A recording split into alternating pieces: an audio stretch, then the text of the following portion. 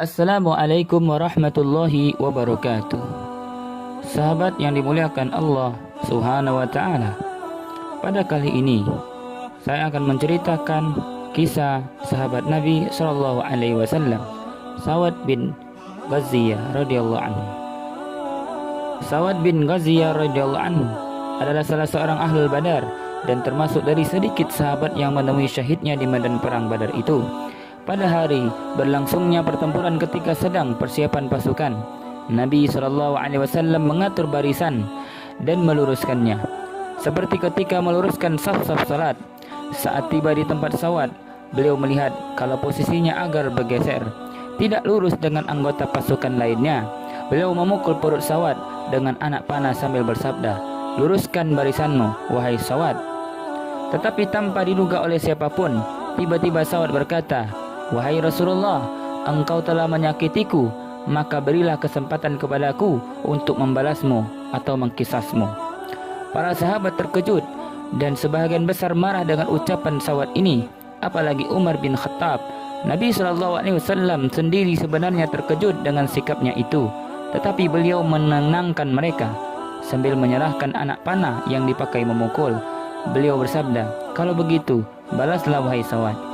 Sambil menerima anak panah dari tangan Nabi SAW, Sa'ad berkata, "Wahai Rasulullah, engkau memukulku di perut yang tidak tertutup kain, karena itu hendaklah engkau singkapkan baju engkau."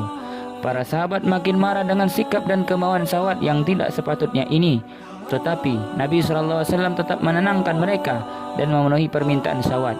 Setelah beliau menyingkapkan baju beliau, Sa'ad segera melemparkan anak panah tersebut dan memeluk perut Nabi SAW dengan erat sambil menangis bahagia, sekaligus meminta maaf kepada beliau. Sekali lagi Nabi SAW dibuat terkejut dengan tindakan Sa'ad yang tidak tersangka-sangka ini. Beliau berkata, "Apa-apaan engkau ini, Sa'ad?"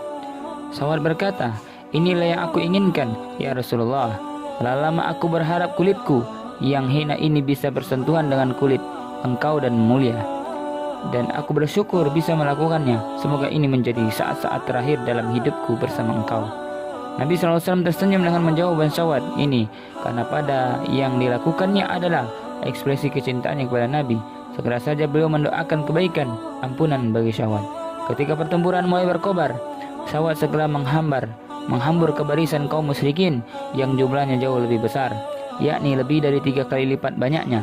Dengan semangat jihad yang begitu mengelora dan keinginan untuk mencapai syahid di jalan Allah, ia menyerang musuh tanpa sedikit pun rasa takut.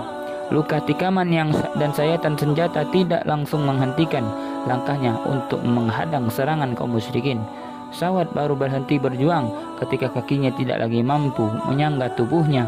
Tangannya tak lagi mampu menggerakkan pedang akibat terlalu banyak luka-luka dan darah yang mengucur dari tubuhnya.